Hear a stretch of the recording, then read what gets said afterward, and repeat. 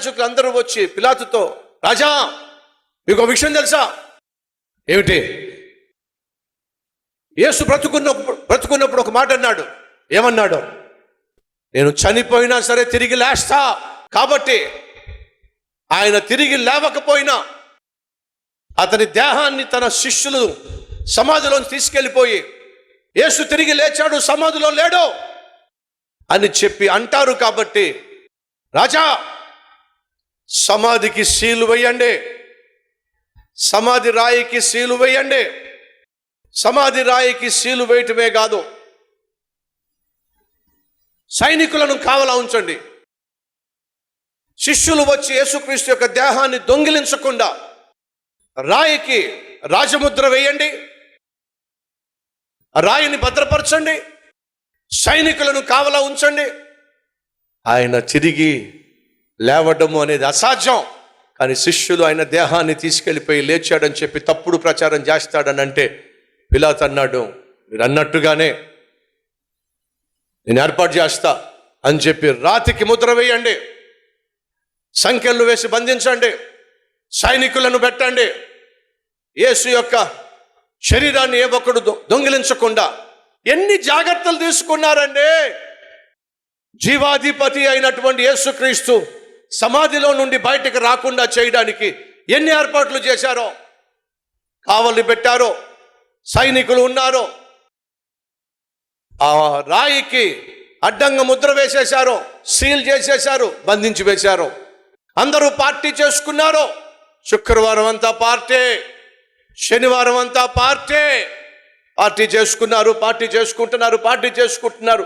సైతాను గాడు సంబరపడిపోతున్నాడు. సైతాను మనుషులు ఆనందంతో గంతులు వేస్తున్నారు. వారికి తెలియదు ఆదివారము రాబోతుంది.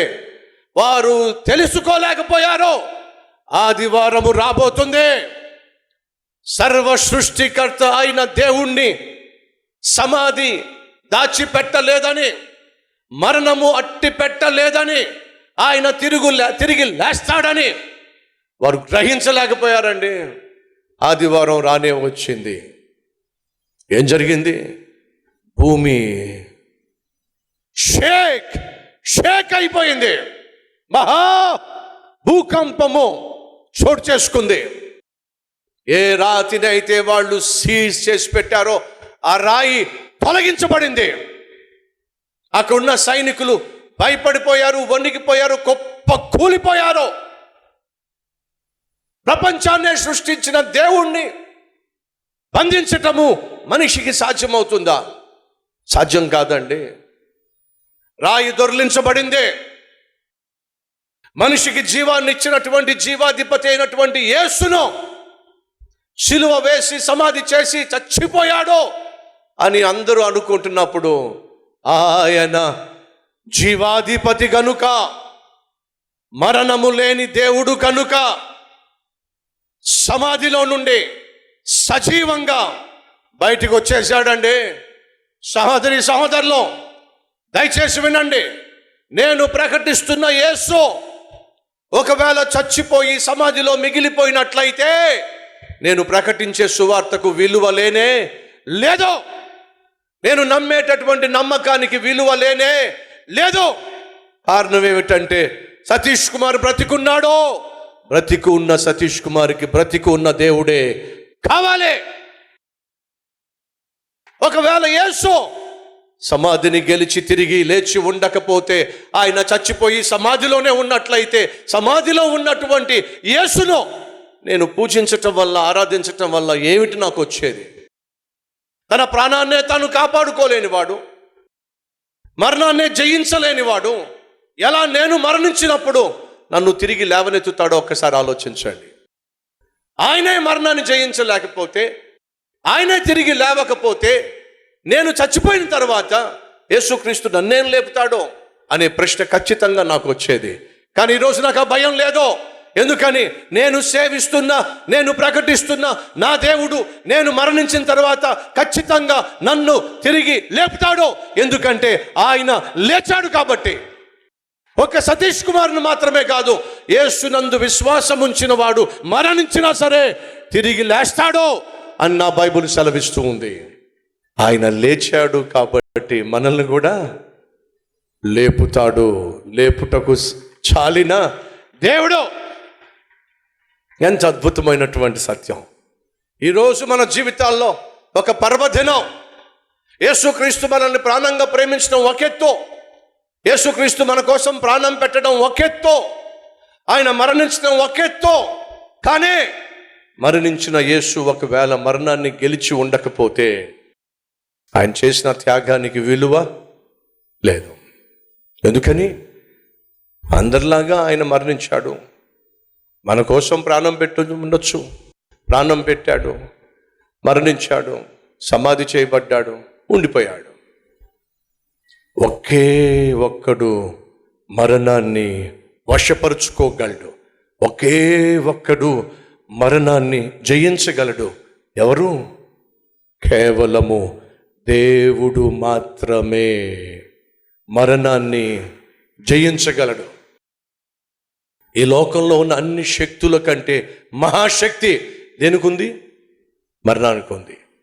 మనిషి మహాజ్ఞాని. ఒక్కొక్కరు ఒక్కొక్క ఫీల్డ్లో మహా గొప్ప జ్ఞానులు ఉన్నారు.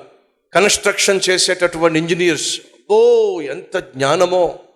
100 అంతస్తులు, 200 అంతస్తులు, 300 అంతస్తులు, 400 అంతస్తులు, 500 అంతస్తులు, 600 అంతస్తులు, కిలోమీటర్ ఎత్తులో, 2 కిలోమీటర్ల ఎత్తులో బిల్డింగ్లు కడుతున్నారు. ఎంత జ్ఞానం అండి!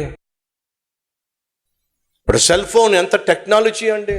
ఒక బటన్ కొడితే చాలు ఫోన్ వచ్చేస్తుంది, ఒక బటన్ కొడితే చాలు వీడియో వచ్చేస్తుంది, ఒక బటన్ కొడితే చాలు మెసేజ్ వచ్చేస్తుంది. ఎంత జ్ఞానం!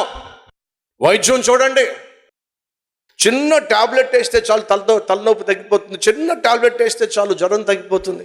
శరీరంలో ఏ బలహీనత ఉన్నా టాబ్లెట్ వేస్తే చాలు శరీరంలో ఎంతో కొంత ఆ టాబ్లెట్ వెళ్ళి పనిచేస్తుంది. ఎంత గొప్ప సైన్స్ అండి!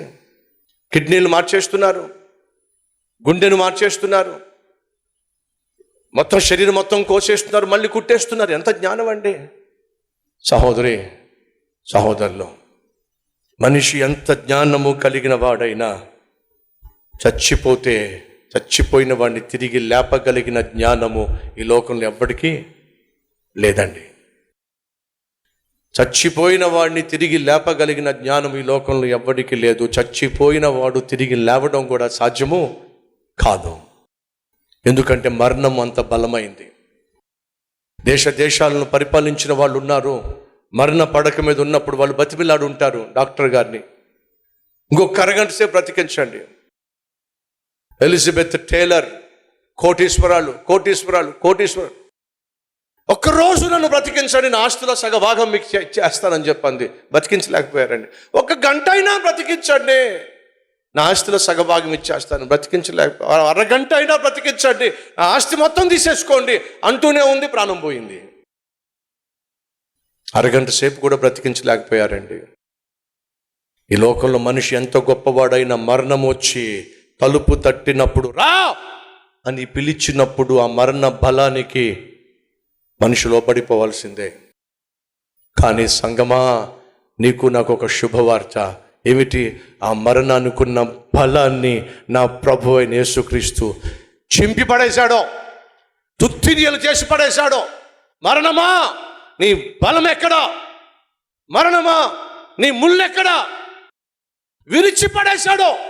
ఈరోజు యేసును విశ్వసించిన ఏ ఒక్కరూ కూడా మరణానికి భయపడాల్సిన అవసరము లేదు.